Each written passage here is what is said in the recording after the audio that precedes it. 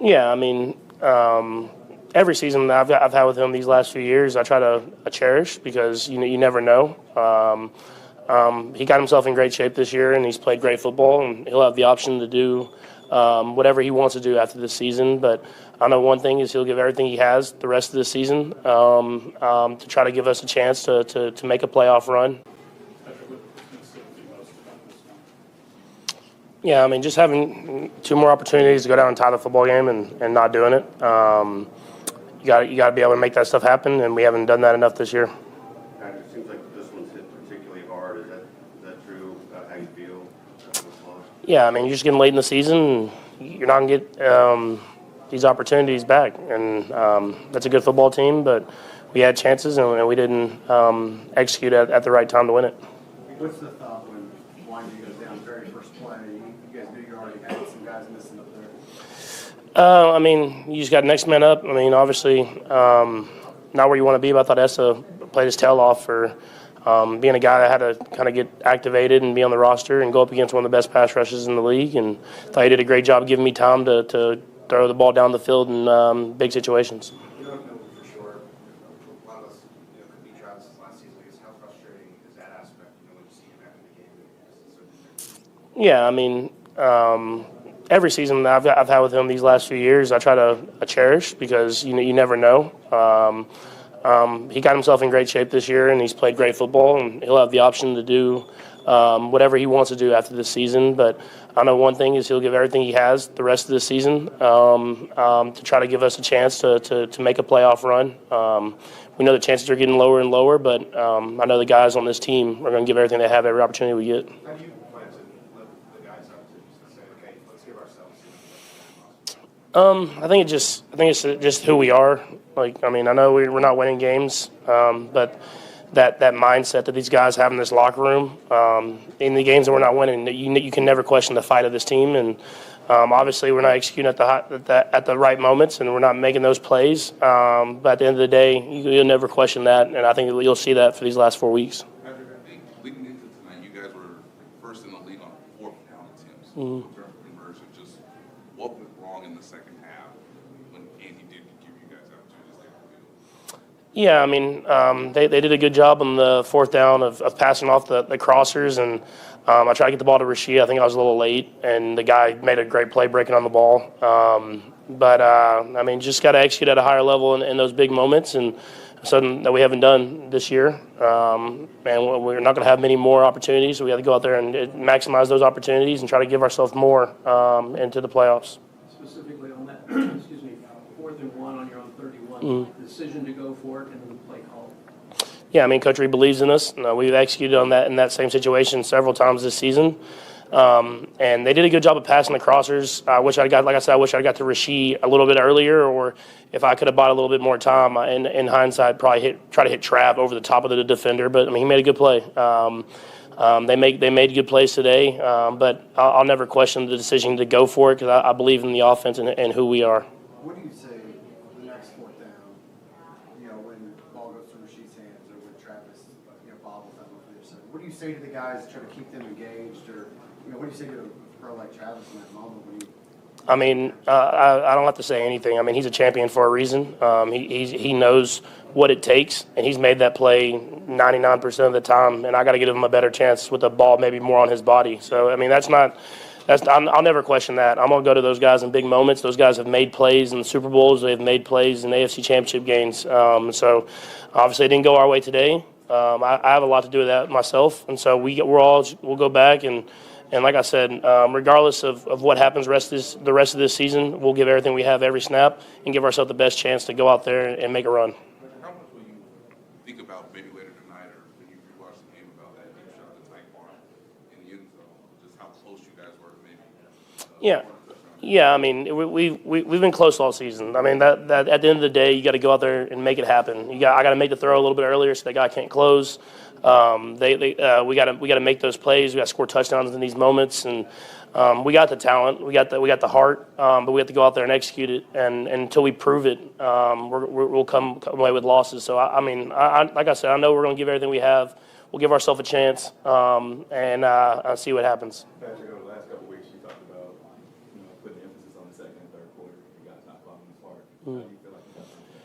Yeah, I mean, we battled. Obviously, we didn't offensively, especially we didn't play the way we were supposed to play. I'm proud of how the defense fought with all the disadvantages we put them in, and they kept just giving us chances. And so that's all we can ask for them. And offensively, I got to be better, not turning the football over, getting us into better plays in certain situations, and then giving guys chances down the field. So I mean, it's a little bit of everything, but it starts off with me, and it kind of feeds throughout the entire team. Last two, Sam and then Todd. Go, Sam. Coach, the last couple of weeks we talked about just not going through the big moments. Do you feel like that's had a snowball effect from one game to another, or is it just something different every week? I mean, it just happens in this league, man. You can't really put a pin on what that exact thing is. You go out there and you give your best effort every single time. And I believe in our guys. Like I said, we've done it before. And so every single opportunity we get, we believe we're going to score and we're going to make it happen. And that hasn't happened this year. But the next opportunity we get, I believe it will happen that time. Last one, Todd. Can you take us through the second interception, the first play, the fourth quarter? What happened on that play? Yeah, they got a good rush, and I tried to throw the ball. Obviously, didn't throw it far enough. But in that situation, like the interception, as long as they don't get a return, isn't the worst thing in the world. So just trying to give a guy a chance on the field. I wish I'd have thrown it a little bit more inside and gave Hollywood a chance to maybe high point the ball. But he made a good play of falling off the receiver and making a play. So I'll be better at where I locate the football to give a guy a better chance to go out there and make a contested catch. Thanks, Patrick. Thanks, man. Yeah, I think guys. For the first time since Patrick Mahomes arrived, it's shaping up to be a quiet January in Kansas City. The Texans beat the Chiefs 20-10 on Sunday night, a result that unfolded with one similarity to their other 6 losses. They failed in the fourth quarter. The Chiefs are 6-7, and after 3 straight Super Bowl trips, they're a distant shot to even reach the playoffs. Here are 5 observations from immediately after the game at Gayha Field at Arrowhead Stadium.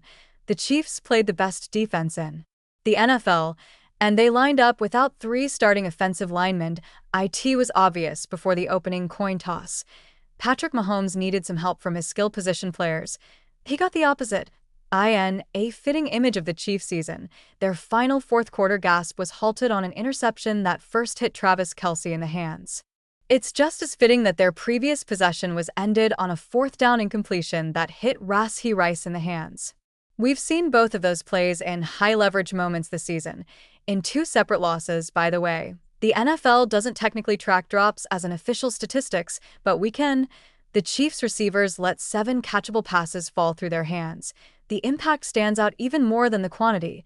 Noah Gray and Kareem Hunt on 3rd downs, Tyquan Thornton on a tough catch in the end zone, Rice on 4th down, and Kelce for the interception. AS has been the theme for their season. The Chiefs choked in the game's biggest moments. The inconsistency is rather confusing. In an offensive shootout a week ago, the decision is to punt, but in a defensive battle Sunday, the decision is to go for it. It's hard to understand.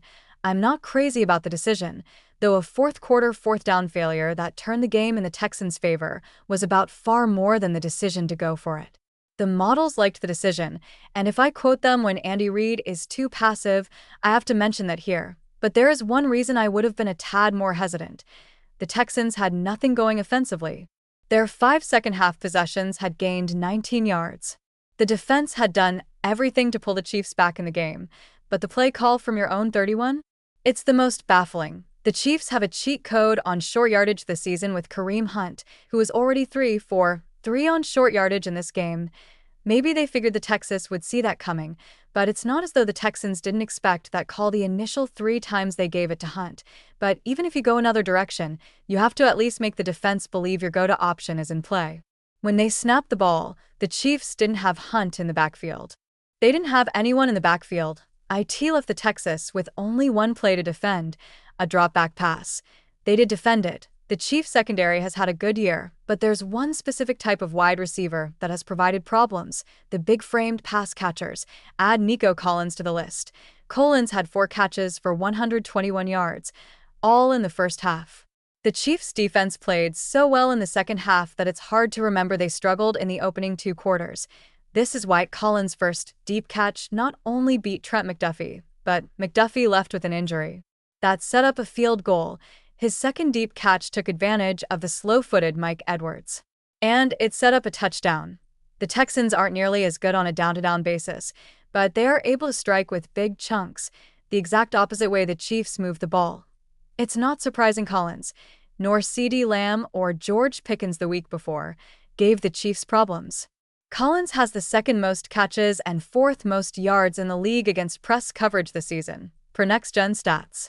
The Chiefs play press coverage more frequently than any team in the league. The Chiefs spent their offseason putting the more free agent dollars and the most prominent draft capital available into one position, left tackle, for the second straight year.